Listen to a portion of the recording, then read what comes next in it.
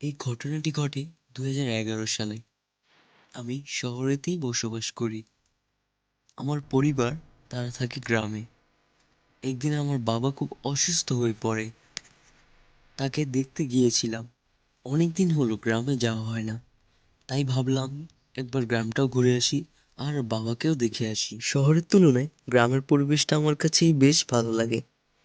তাই আমি কাজের ফাঁকে যখনই ছুটি পাই তখনই গ্রামে ছুটে যাই। তো এবার যেহেতু বাবাই অসুস্থ হয়ে পড়েছে, তাকে তো একবার হলেও দেখতে হয়। তো আমি সেই উদ্দেশ্যে রওনা হলাম।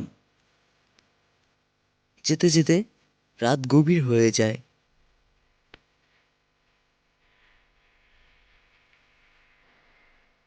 বেশ লম্বা একটা জার্নির পর অবশেষে আমি গাড়ি থেকে নামলাম এবং আমার হাত ঘড়িতে তাকিয়ে দেখি রাত ১টা বেজে যায়। গভীর রাত থাকার কারণেই আশেপাশে রিক্সা ও ভ্যানও খুঁজে পেলাম না। ভাবলাম এবার হয়তো হাঁটাই শুরু করতে হবে। কিছুই করার ছিল না, কারণ চারিদিকটা একবারেই ফাঁকা ছিল। তার উপরে আবার নির্জন একটি পথ।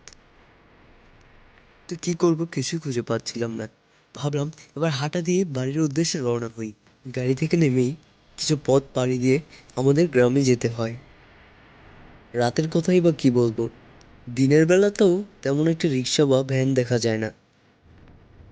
এর উপরে তো আবার নির্জন রাত, তাও একা। তো কি করব কিছুই খুঁজে পাচ্ছিলাম না। ভাবলাম হেঁটে যাওয়াই ভালো হবে। তো আমি হাঁটা শুরু করলাম। প্রায় অনেকটা রাস্তাই হেঁটে এসেছি।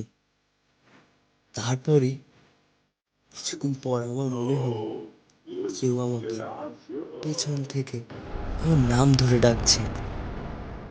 আমি ভাবতে লাগলাম এত রাত আমাকে কে ডাকবে। আমার তো তেমন পরিচিত কেউ এখানে নেই। যেহেতু আমি শহরেই থাকি, গ্রামেও বেশ একটা আশা হয় না আমার। তাহলে এত রাতেই বা কে ডাকবে। আমি ব্যাপারটা বেশ সিরিয়াস মাইন্ডে নিলাম না। ভাবি হয়তো হ্যালোসিনেশন হচ্ছে আমার সঙ্গে। কিন্তু একবার দুবার না, বেশ কয়েকবারই এই ডাকটা শুনতে পেলাম। কেউ আমাকে ডাকছে।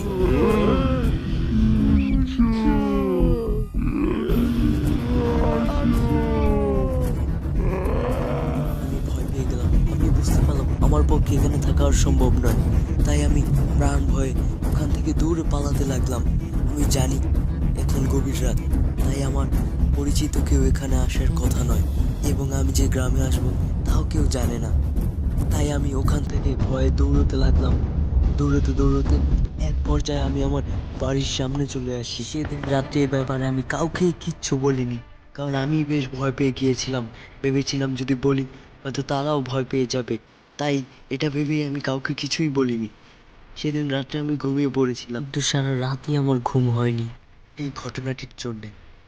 পরের দিন সকালবেলা আমি আমার বাবাকে সম্পূর্ণ ঘটনাটাই খুলে বলি এবং বাবাকেও জিজ্ঞেস করি এই ঘটনাটি ঘটার কারণটা কি। বাবা তখন বলল ওখানে একটি পরিত্যক্ত শ্মশান ঘাট রয়েছে। ওখান দিয়ে রাতের বেলা প্রায়ই এমন ঘটনা ঘটে থাকে। গ্রামের প্রতিটা মানুষের সঙ্গেই কোনো না কোনো ঘটনাই রয়েছে এই শ্মশান ঘাট নিয়ে। তাই গ্রামের মানুষ রাতের বেলা ওই পথ দিয়ে কখনোই যাতায়াত করে না। আর এই জন্যই ওই পথটা বেশ নির্জন। আর আমি ওই নির্জন পথ থেকে সুস্থভাবে ফিরে এসেছি বলে নিজেকে ভাগ্যবান মনে করি। আর ওই পথে শ্মশানঘাট থাকার কারণে কেনই বা ভুতুড়ে ঘটনা ঘটে তা গ্রামবাসীদের কারো কাছেই জানার কোনো ব্যাখ্যাই নেই। এবং আমি সৃষ্টিকর্তার কাছে লাখো শুকরিয়া জানাই যে ওই অশরীরী অস্তিত্বটা আমার কোনো ক্ষতিই করতে পারেনি। আর এটাই ছিল আমার জীবনের গল্প।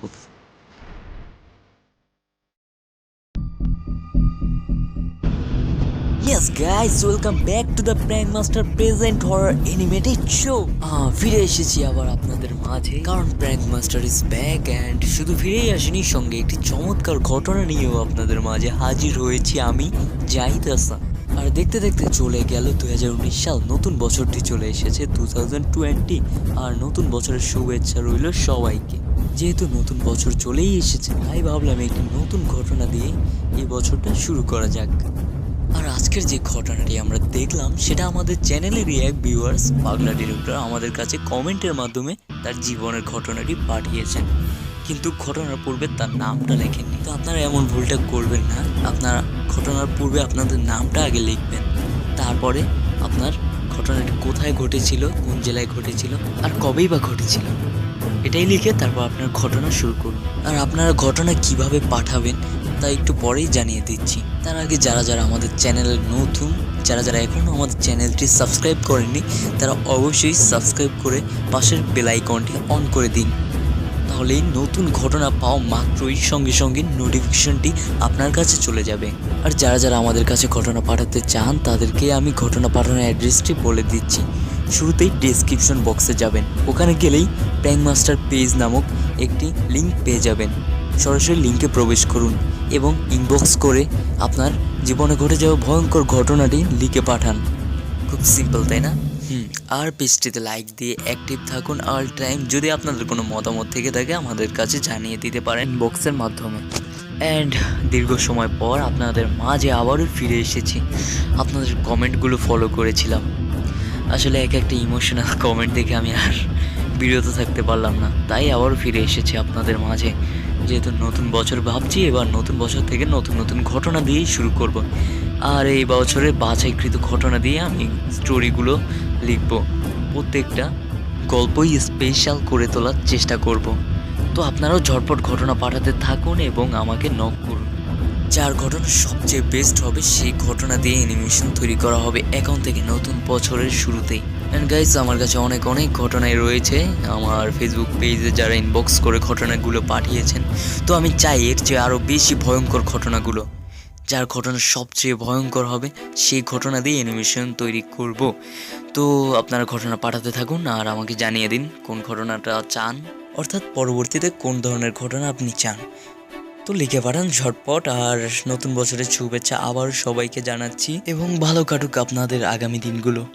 তো আজকের মতো এখানেই আমি জাহিদ হাসান বিদায় নিচ্ছি। দেখা হবে পরবর্তী ভৌতিক কোনো গল্পে। ধন্যবাদ সবাইকে।